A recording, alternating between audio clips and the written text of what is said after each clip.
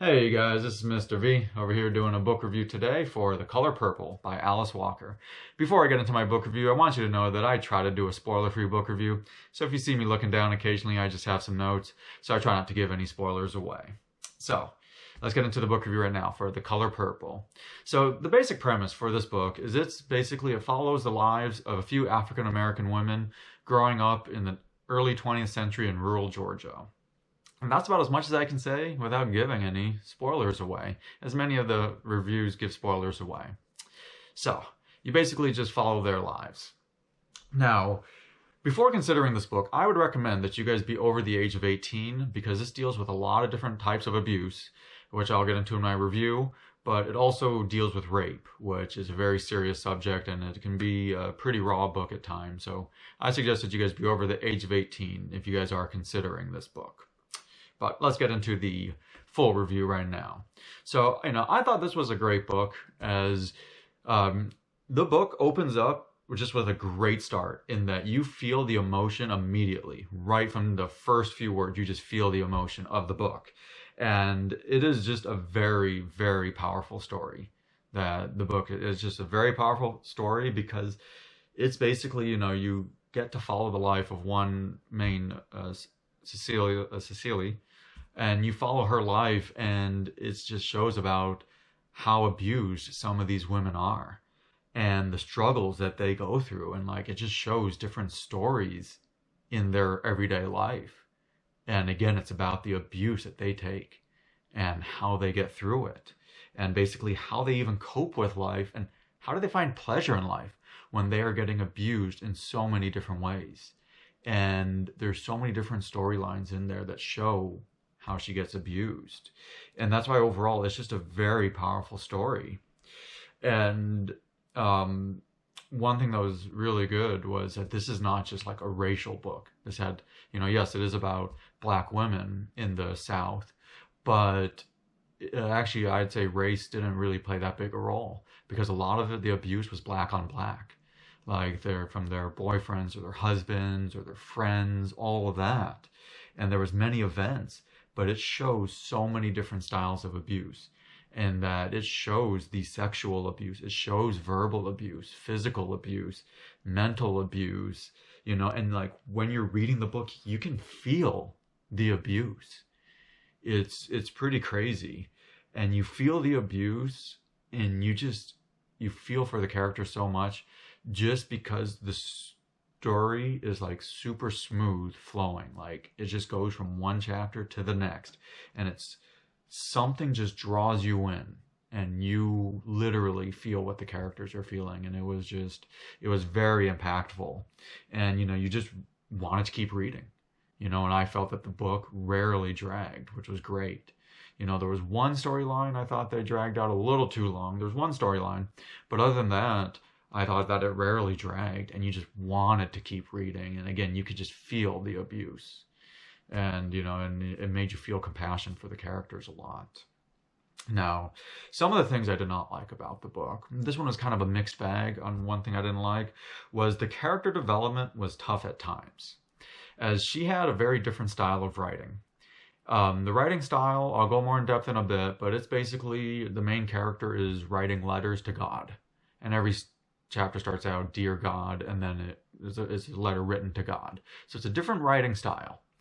So the character development was tough at times because it basically just develops from the main character's point of view.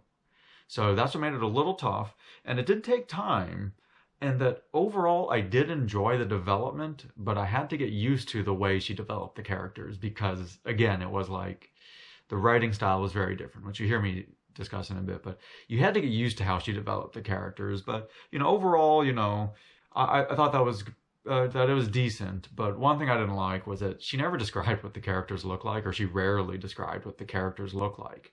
And I always like envisioning the characters, but she rarely described it. So that was one thing I didn't like too much. But that kind of goes with the character development. But that one I don't want to bring the book down too much for that. Another thing I didn't like about the book was I tried to go into books without reading what the book is about. I just grab a book and I read it. So in this book, I didn't know the time period or the place that it took place. You figure it out pretty fast, but I didn't know that, so that was one thing I didn't really like.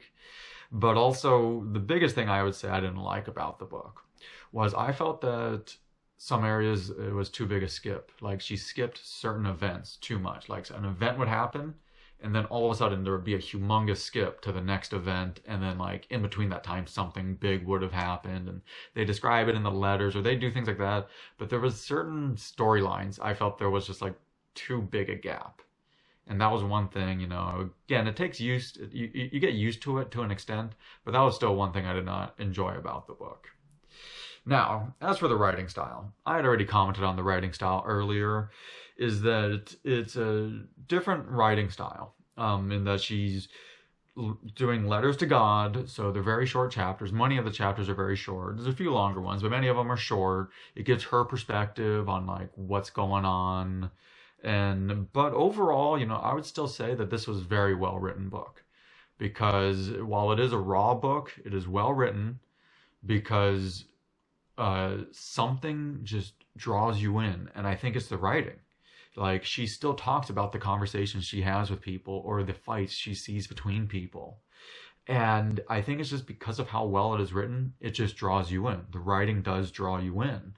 And what is, you could say, is good or bad is that it is written in like the old Southern style. It takes place in the South, but the author doesn't just say, oh, it takes place in this area, but she literally writes like you're from that area. Like the slang and all that they use is from the South. Like the way they spell words, everything is just like you're from that area, and you can just feel it immediately when reading the book. It'd be one that you guys should definitely go and check out just to see how it's written. But and because of that, you can really like feel the conversations, because it really feels like you're like watching the real conversation because of the way it's written, that you really feel like it's written in that old Southern style. So that I think that was just, it was great. And along with that, I think she described the scenery very well. She did it with minimal words to where you can envision it. So her describing the scenery along with the way she wrote the book in terms of speech and all of that really made you just like envision the whole story. So that was really cool. Now, as for the ending, I judge an end by many things. I want to see, like, of course, did you like the end, but does it wrap the story up? Because I don't like loose ends. And, I thought this had a very nice ending, I enjoyed the ending. It did wrap everything up, and it actually makes you want to go back and reread it. Like, when you think back about the book, it makes you want to go back and reread it. And when you get to the end, you think certain things that you're like, I actually want to go back and reread that. So that's, I thought that was a really good end. Like, it's really good when an end can make you want to reread the book. So, overall, I really enjoyed this book, because I felt, this is a very deep book about abuse. Like, this is a very deep book. It's very raw at times, but it's a very deep book about abuse. I thought it had a great length. I don't think it needed to go on further, yet I don't think anything needed to be cut out. As I said, it rarely dragged. And this is a book that really just sticks with you. It really does, because of the way it's written and just the type of abuse you see. It really will stick with you. So, I'm going to give it my official rating right now. So I always rate my books on a scale of 0 to 10. A 0 is an awful book that you should not want to read. A 5 is an average, and a 10 is phenomenal. If it gets anywhere near 10, you should put that on your reading list, because I'm a very tough critic. And a 5 is average. So it's hard to move up even 1 point.